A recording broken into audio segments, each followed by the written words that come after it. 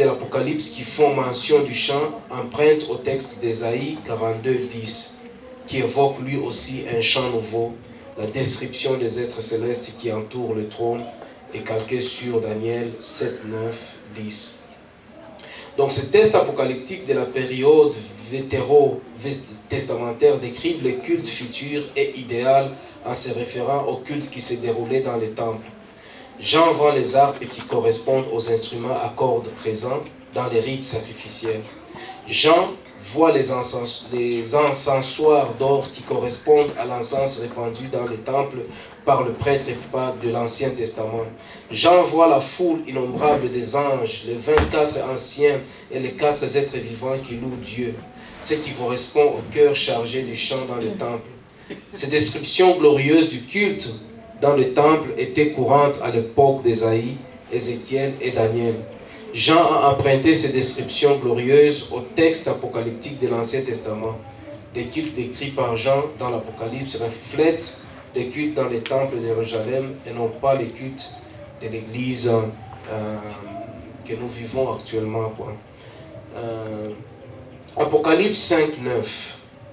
Il chante un cantique nouveau. Les paroles de ces chants se trouvent dans le texte d'Apocalypse 5. Une foule innombrable loue l'agneau. Aux côtés des 4 animaux et des 24 anciens, il chante un cantique nouveau. Le chant est alterné, donc chant antiphonique. Toutes les créatures au ciel et sur terre répondent au chant de la foule. Donc c'est un chant alterné où quelqu'un entonne et la foule répond. Donc dans la vision, l'agneau possède 7 cornes et 7 yeux. Les 24 anciens tiennent des harpes et des coupes d'or pleines de parfums. Cette vision ne doit pas être prise au pied de la terre et s'inscrit dans un style caractéristique des textes apocalyptiques. Jésus est un agneau dans un sens spirituel et non à la lettre. Les harpes que tiennent les anciens, le parfum qu'ils offrent dans les coupes, ne décrivent pas une réalité littérale, mais parlent d'une réalité spirituelle. Certains interprètes ont émis la théorie selon laquelle ce texte décrit la liturgie de l'Église d'Asie mineure vers la fin du 1er siècle. Mais cette théorie ne correspond pas au compte rendu du Nouveau Testament. Un examen approfondi des premiers auteurs chrétiens conduit Everest, qui est un auteur, à formuler la conclusion suivante à propos de la place des instruments de musique dans les cultes de premiers chrétiens. Donc, il n'y avait pas d'instrument de musique dans les cultes de l'Église primitive. Cette conclusion ne repose pas uniquement sur le fait que l'emploi des instruments de musique n'est pas mentionné. Elle repose sur les témoignages des premiers auteurs chrétiens quant à l'absence de ces instruments dans les cultes. Je veux aussi comprendre cela. Je veux aussi... ça c'est l'auteur qui l'a dit. Les recherches en ce domaine ont montré que la synagogue et non le temple a servi de modèle initial au culte chrétien.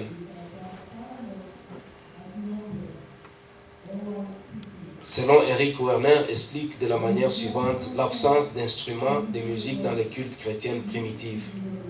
Donc, la doctrine chrétienne du sacrifice spirituel militait contre la présence de l'instrument de musique ou contre ce qui pouvait rappeler les rites sacrificiels. Donc, puisque dans le judaïsme, on faisait un lien entre les instruments et les sacrifices du temple, la pensée chrétienne primitive a rejeté les formes liturgiques liées au sacrifice, y compris la musique instrumentale dans les cultes. Les textes de l'Apocalypse qui font allusion au chant rappellent la liturgie liée au temple et non pas les cultes plus simples de la synagogue et de l'église primitive. L'encens, les bougies, les instruments de musique étaient absents du culte chrétien dans l'église d'Asie mineure du 1er siècle. Nous aussi, on n'utilise pas de l'encens, toutes ces histoires-là. Donc, il dit, l'encens, les bougies, les instruments de musique étaient absents du culte chrétien dans les églises d'Asie mineure du 1er siècle, bien qu'ils aient une place dans la liturgie du temple. ce qui se faisait dans le temple et qu'on les retrouve de nos jours dans la liturgie de beaucoup d'églises. Apocalypse 14, 2, 3. Bon, ça c'est un débat. C'est un débat. Bon, la doctrine chrétienne du sacrifice bidon, oui.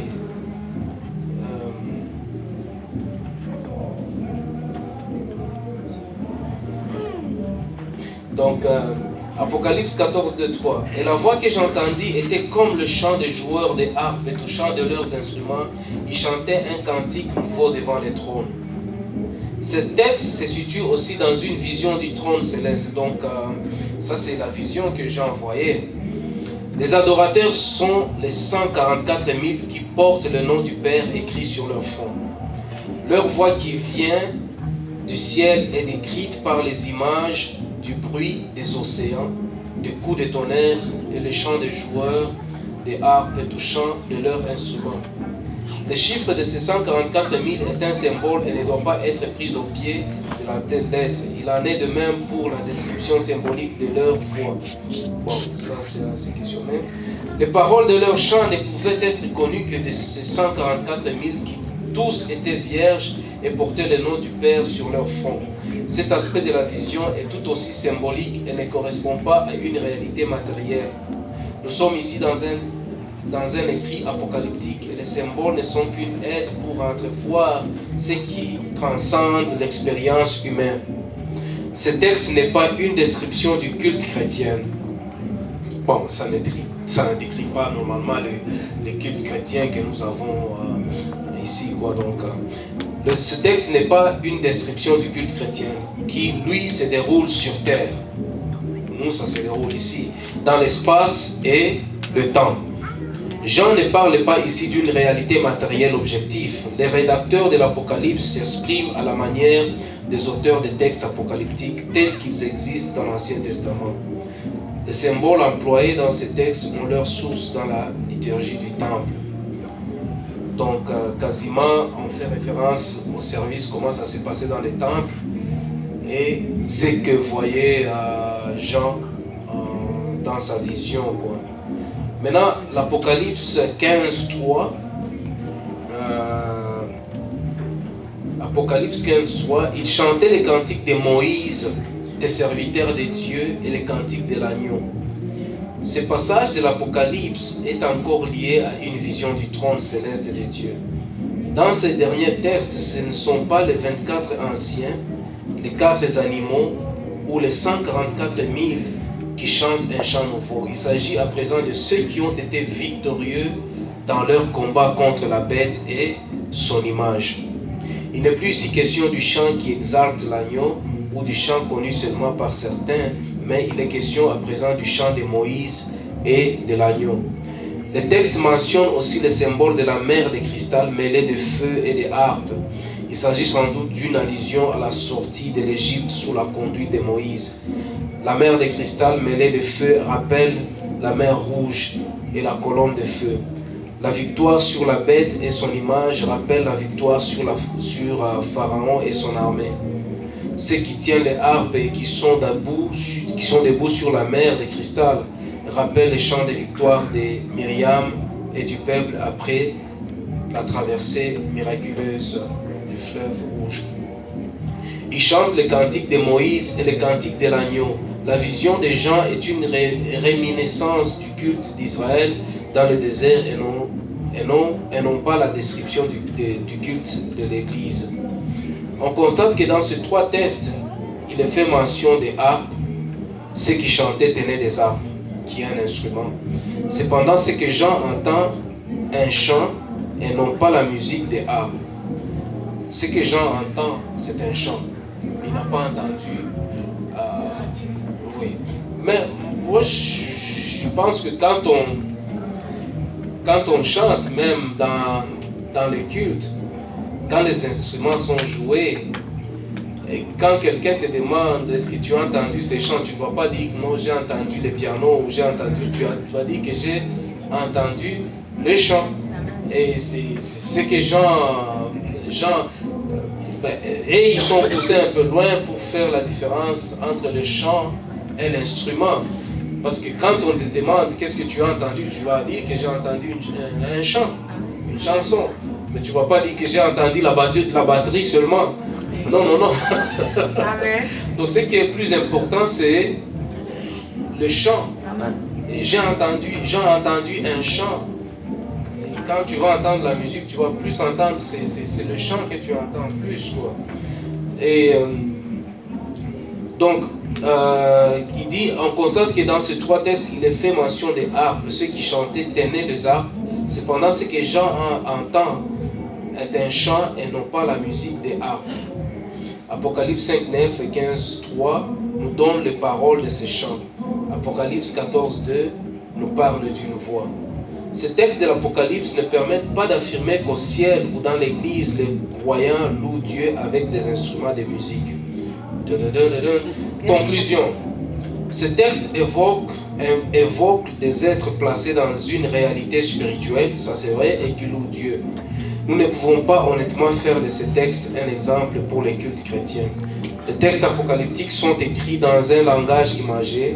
L'interprétation de ces images peut être très personnelle et ne peut servir à établir la pratique de l'Église dans les cultes. Ces trois textes de l'Apocalypse se réfèrent à la liturgie du temple ainsi qu'à l'exode et non pas très au culte de l'Église. Ça, c'est la conclusion du chapitre 4. Bon, en général, donc, on va y arriver. Peut-être ça porte une petite confusion, mais on va y arriver avec les autres chapitres, là où on se demande, on se pose des questions, la place des instruments, c'est quoi la place des instruments dans nos cultes. Mais lui, il a fait d'abord référence du chant dans l'Ancien Testament et le Nouveau Testament, dans les livres d'Apocalypse. Est-ce que c'est la façon dont on doit impliquer les chants dans nos cultes, de la façon dont ça s'est passé quand Jean voyait la vision des anges qui chantaient, des êtres qui chantaient, des êtres spirituels qui chantaient dans le ciel. Et il essaye de trouver la place du chant en comparant, en faisant référence à ces trois termes. Et donc la référence dans l'Ancien Testament, comment est-ce que ça s'est pratiqué dans les temples. Il dit que dans les temples, il y avait utilisation des instruments et c'était pour un but. Il y avait les sacrifices, il y avait la musique qui s'est jouée pour le culte dans les temples. Mais quand c'est arrivé au temps des synagogues, quand le temple a été détruit, comme il ne faisait plus de rituels, de sacrifices et tout autre, et même les instruments qu'ils utilisaient de musique n'avaient plus la place. Donc dans les synagogues, ils n'utilisaient plus les instruments. C'était plus le chant, ils chantaient et partageaient la parole de Dieu. Et c'était des moments de réflexion. Et dans les cultes familiales aussi, ils n'utilisaient pas quasiment les instruments. Donc ils chantaient seulement, ils partageaient des cantiques, ils pouvaient se réunir et quelqu'un pouvait faire un cantique. Et puis dans l'Apocalypse, quasiment on fait quasiment une comparaison avec ce qui s'est pratiqué dans les temples et ce que Jean a vu dans sa vision. Donc il y a eu des harpes, il y a des instruments qui sont utilisés et en conclusion il dit, bon, Jean quand il n'entendait pas les harpes, les instruments, mais il entendait un chant. Donc il fait référence un peu à tous ces aspects-là pour nous ramener quelque part. Donc prochainement, on va voir dans le 5e chapitre les 4 mentions significatives du chant, quoi. Et c'est à ce moment-là qu'on va se poser beaucoup de questions, genre un débat, là, beaucoup de questions sur la place des instruments, quand est-ce que les instruments ont été introduits dans les cultes et tout. Et le prochain leçon, on va voir et on va faire des rapports entre cela, quoi. Donc je ne sais pas si ça a été clair. C'était un peu embrouillant aujourd'hui parce qu'il y a de références, mais Prochainement, ça va être clarifié avec les autres chapitres, quoi, parce qu'il faisait référence